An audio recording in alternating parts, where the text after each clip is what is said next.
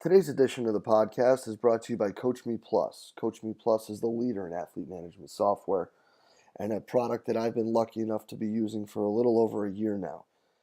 Only rivaled by the impeccable customer service that Kevin and his staff provides, Coach Me Plus's ability to constantly be amoeba-like in their ability to mold and matriculate what you're trying to get across and bring together is absolutely fantastic. Their constant pursuit of better ways and better methods and innovations and progress to their own product is absolutely fantastic. Go over to coachmeplus.com. Check out what they got, guys. It's something that I guarantee you won't be disappointed with. Hello and welcome to the podcast. Today again, guys, we're going to go back to the 2015 seminar introduction series, which really was the liftoff point for the podcast. And we're going to bring back Cal Dietz's introductory talk leading into the 2015 seminar. Cal is going to get into a ton of information about monitoring, talking about Omegawave and Catapult and everything that they're doing with that and all the information that they had found up to that point. He's going to discuss how it impacts performance. He's going to give specific load numbers that he saw that impacted performance. He's going to talk about different stressors that impacted performance. It's really fascinating stuff, guys. Cal, as always, as candid as ever. I really hope you guys enjoy the talk. This was one of them that catapulted us into the podcast. So if you guys do enjoy it, please share it through the social media outlet of your choice. I really hope you guys enjoy this talk as much as I did. This is an absolutely killer talk. Thank you, Cal. Let's get right to it. Thanks for having me here first and foremost, and I can't wait to come down in July to your clinic, and the lineup's pretty amazing. I'm just fortunate to be involved and get a set in the corner and hear what's going on. But some of the things we're doing now, we've been fortunate to use the Catapult all year, and we have a pretty large comprehensive study. I would say I think I'm the only person that has year-long game data on ice hockey in the world. I think, Catapult told me that, so I think the world of ice hockey is going to open up with a number of these devices, and I think they'll have an interface set for hockey within the next year. Because the hard part about getting all these data points is that you gotta filter them now. So I know they have a tool for that, for the running, but then I think it'll be also interface for hockey too. So, but things we're finding out, and it's hard to get coaches to buy into these things, Jay, just because, I told them we don't know what we don't know yet, because we get all this data, and now I'll bring up some key points that they have some. They have little insight on what this could possibly bring, and I tried to explain it to them, and I don't know if I did a great job, but they let us use it anyway. And with that being said, you have to try to not make any promises, try not to rush into anything and tell these coaches, because as you know, coaching is what have you done for me today, and I need the information yesterday. So with that being said, I guess one of the first things we were able to do was possibly do some predictive analytics on, let's say, a groin injury, where I'll give you the example. We had an athlete take a puck early Friday night in the left foot. So then the pain of that, obviously, I don't know if people who are relative to hockey, the foot swells, it's brutal, it's ugly. I mean it breaks bones sometimes. So a lot of people don't understand that. And what transpired over the next 2 days, or the next day, because it's about a 24-hour window, you play 2 games, 27, Friday, Saturday night, back to back. What transpired was at high velocity skating strides, this athlete took on the left foot only 200 over 2 games, and then he took 600 on his right side. So in hockey, you can compensate and push with your right leg sooner and more often.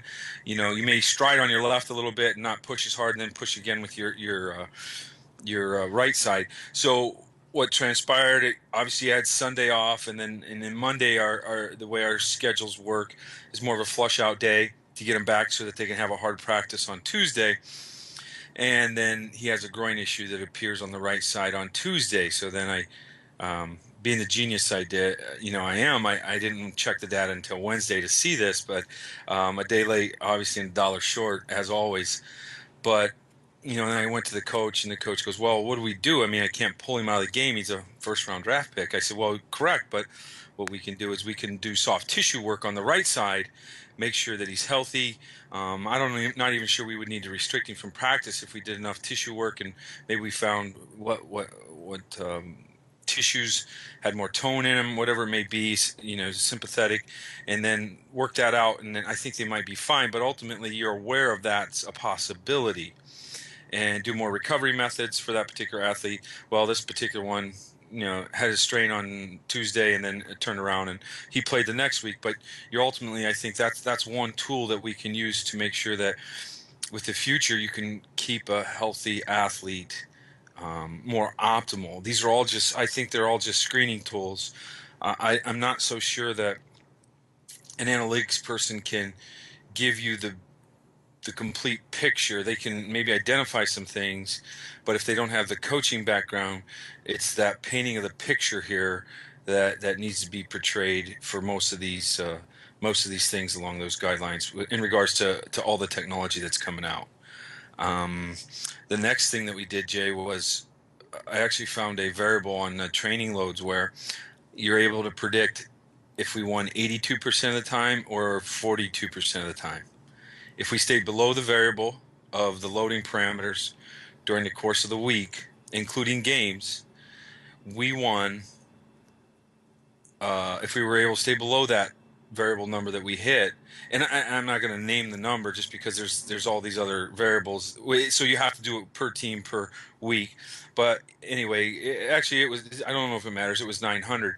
So if we were below 900, we also then would win 82% of the time. And if we were above 900, we would win only 41% of the time, or 42. So, I mean, that was the first major tool that our coaches were like, whoa, whoa, whoa. Are you kidding me? I'm like, nope. And this took a half a year to figure out. Okay. Or actually even more than that. So then you go to them with this statistic, and theoretically, I mean, they should listen to you and trust in what you're saying, because you're just trying to improve the odds, right? That's all you're doing.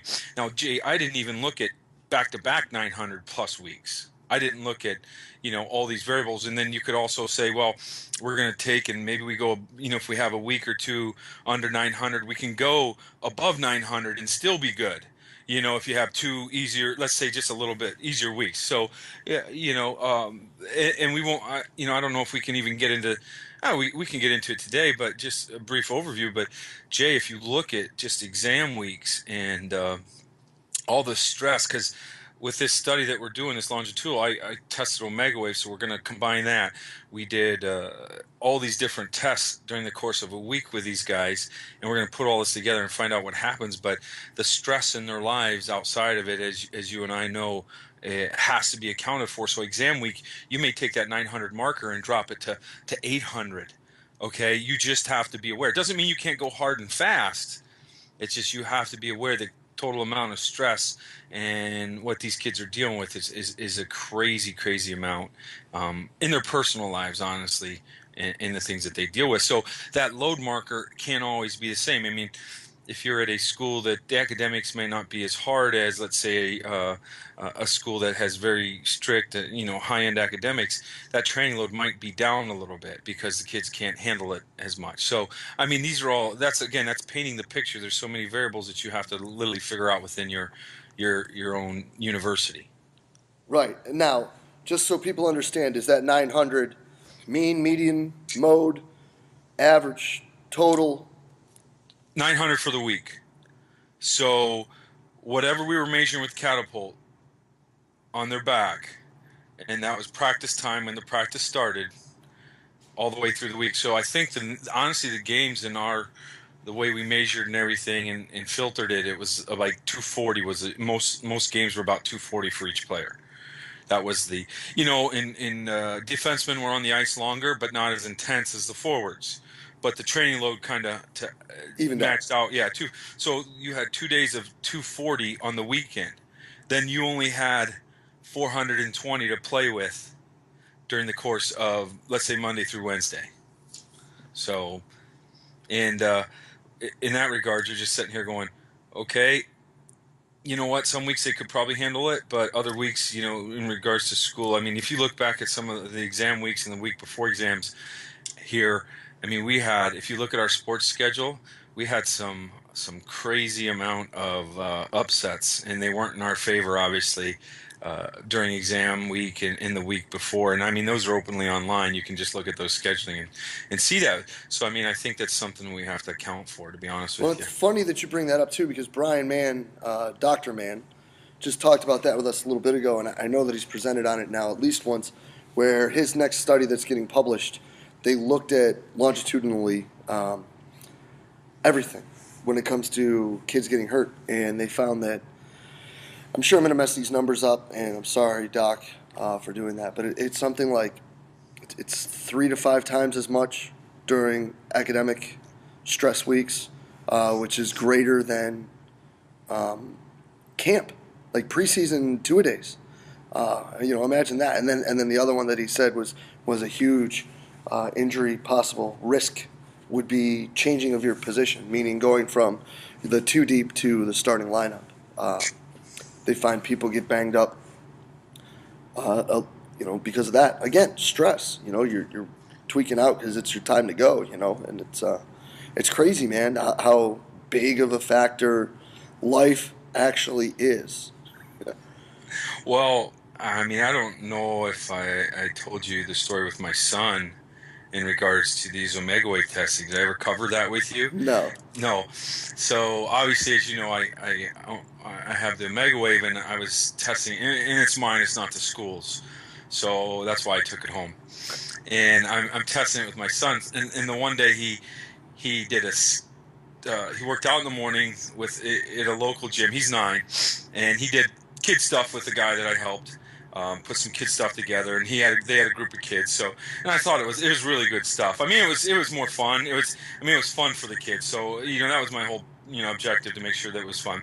And then he went to his mom's ice hockey camp that she holds, skated with his age group, and then stayed when he wasn't supposed to and skated with the older age group.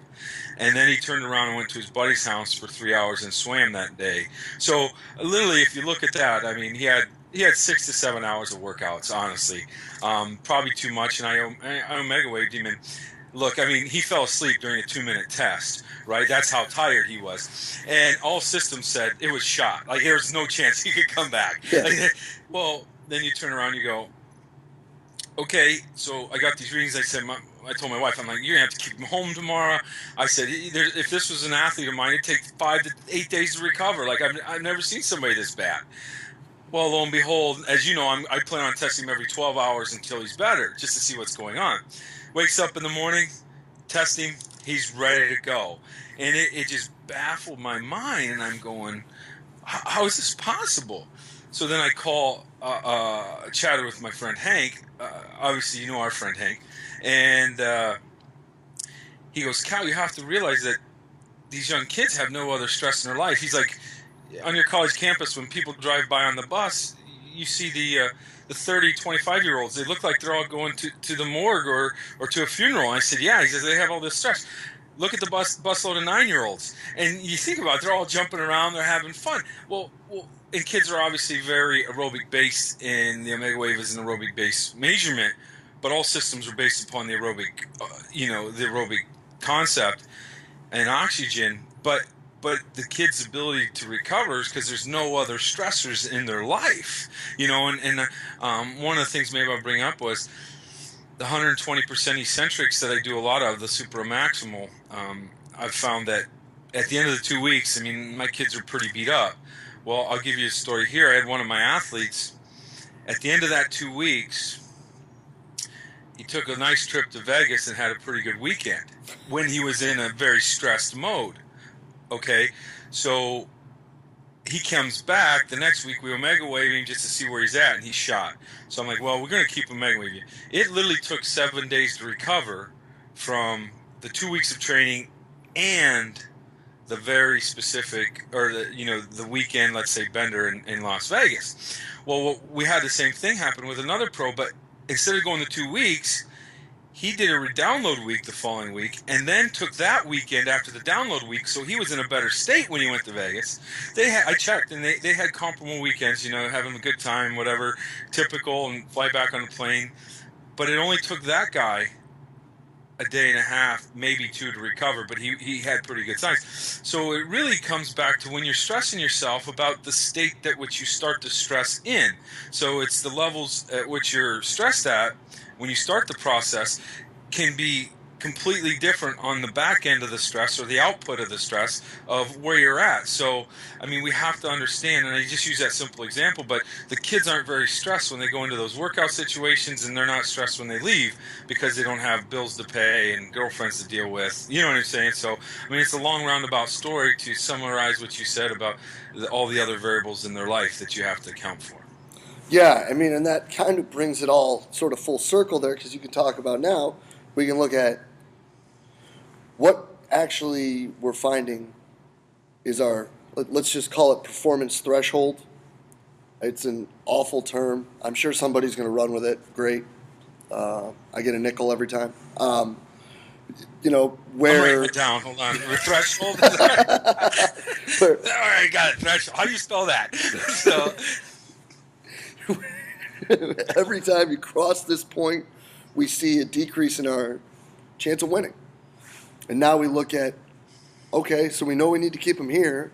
Well, what else is going on in their lives that might need to be accounted for that could fluctuate that one way or another? Like, do we need to look at it and say, well, midterm week, the week before that, we probably want to make sure we're not killing them.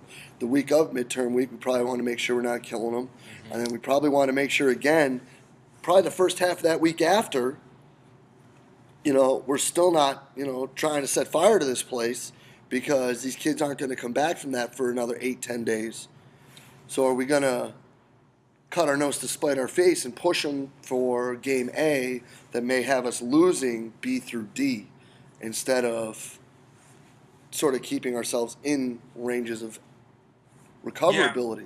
Yeah. And I try to sometimes look at this from the coaching perspective. They say, well, if we don't work hard, we're not going to, there's less chance of winning. Well, you better really rein in all the qualities that you want and all the things that are going to help you win, and do very high quality but less amount of them, because that you only have so much of this amount. And coach, if we're going to lose games because we didn't practice as hard one week, we're actually on I mean, it's hard to say this, but we probably weren't in good enough shape anyway if you're going to lose all these qualities in 1 week, because it's really not possible. So I know coaching is a business where you're often scared, and that's often when you perform your best, but you have to trust some, all the variables and the people that are around you, just saying, hey, and why wouldn't you call the academic personnel and say, hey, who's got tough exams during this period?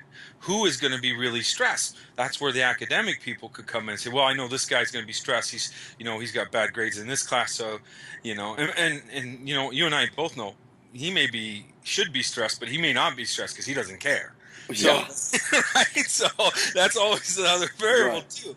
And he doesn't care until all of a sudden somebody's like, you need a B now, or you will be somewhere else later. Exactly. Yeah. And and I've seen that before. I mean, you've seen it. I've had an athlete on national news, one of my professional ones, and it wasn't good news. I mean, it was on the TVs, and the stress levels on the Omegawave nothing was registered. And I'm thinking, this thing's broke. Like, this guy, it should be off the charts. Nothing. And I said, hey, yeah, what do you think about your deal? He's like, I don't care. And he didn't. He truly didn't. And I'm like, okay. So then, but the next week he gets in a heated phone conversation with his ex-wife, and it's the highest levels of stress the Megwave's ever recorded for me. Honestly. So you're telling me a conversation with your ex-wife can be worse than national news? But it's your interpretation of the stress. Yeah. It's crazy. So what might be stressful for some might not be for others, and it's the same exact thing. Yes. So that one of the other things, so like with the Catapult Jay, I think it's a good tool. Once you start to filter out things, then it can lead you in different directions. For example, I had an athlete who was literally he's a first rounder in the NHL draft, but his skating is great, and we saw a 2 week period. Again, actually, it was the week before exams and exam week, and where his skating efficiency had decreased to extremely high levels. I mean, like 20 to 25%. I didn't think it was possible, but then you go back and you ask him in the middle of that and reflect upon it, and you could see that he was stressed. Omegawave readings were very, very poor, and I literally have to adjust everything for that particular kid because he can't do a regular workout. There's no way. It's complete restoration recovery. Because you're saying, you know, and again, don't hold me on validity of the catapult in regards to when I say 20% decrease. That's just how we filtered it, but there's a huge difference there. And whether it's a standard deviation, I don't know yet, but ultimately, I'm just telling you there was a problem. You could see it with the kid. The Omegawave was telling me the same thing. His other tests were telling me the same thing that we were performing. So it's a complete download for 2 weeks because of this to make sure he got back, and then working on recovery methods. So then the week after the exams were over, checked him, he's good, and we were good to move ahead. That's not always the case, as you mentioned before. It might take him a while, but again, I think a device like a Catapult can be an ultimate screening device, which then triggers alarms to go to the Omegawave or any other tools that you have to say, yeah, we have a problem. Now we got to get to the bottom of it. And then ultimately, I don't think you can disregard the human part of it, of me digging in and asking questions and seeing their body language, their responses, and the fact that they trust me, and hopefully that's ultimately where we are gonna find out what's truly wrong. Yeah, So, no. I mean, Cal, that's awesome stuff, and I think that that's probably a pretty sweet spot to stop at too, because there's a lot of stuff for people to wrap their heads around what you just spit out there to them. So I really appreciate the time, brother. It's always great catching up, and we will be in touch soon, my and friend. and I'll see you in July, Jay, at the very least. Okay. Yeah, hopefully sooner. Oh yeah, that'd be awesome. All All right, right. buddy. Awesome stuff. Had to bring it back from the 2015 seminar. Guys, this will have another bundle deal, just like the ones with Landon and Jimmy did last week. Absolutely killer stuff, as always, from Cal Dietz. And, monitoring is such a sexy thing right now that I think that it's something that we really need to talk more openly about what people are doing, what they're finding, what they're seeing, and how they're taking care of the student athletes that they're working with. And as always, guys, if you enjoyed the talk, please share it to the social media outlet of your choice. We're just trying to get great information out to all the coaches out there, and it's really important to us to make sure that we're putting out the best information. So please, any questions, thoughts, whatever it may be, post it below. And if you did enjoy it, share it away. We greatly appreciate everything you guys do for us here at Central Virginia Sport Performance. We will be back next week with another awesome guest. We will see you then.